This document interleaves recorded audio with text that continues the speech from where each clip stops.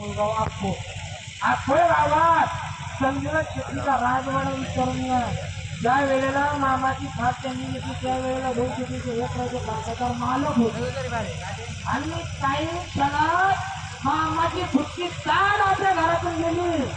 आज त्यांनी सहा शेती जायला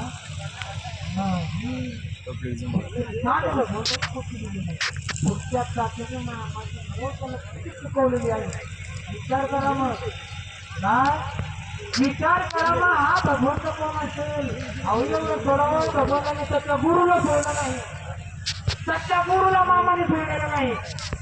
आता आपल्या मामाने उजव्या साईडची मूर्ती दिसते मुळे महाराज ह्या साईड गुरु मामाने.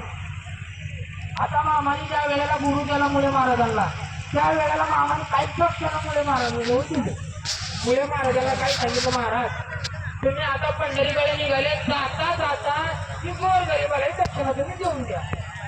आता पण मुळे महाराजांनी जाता जाता आपल्या पोटाला भूक लागल्यानंतर त्यांनी जी मामाची दक्षिणा दिलेली होती ना त्या दक्षिणातून मुळे महाराजांनी काय पैसे खर्च केले स्वतःच्या पोटासाठी. गुरु होता ते थोडं काही विषय नाही. मामाने काय केलं असेल गुरुने मामाची दक्षिणा दिलेली गुरुने स्वतःच्या पोटामध्ये खर्च केली. मामाने 8 दिवस गुलाब लावलेला होता. मामाने 8 दिवस गुरुला गुलाब लावलेला होता. गुरुला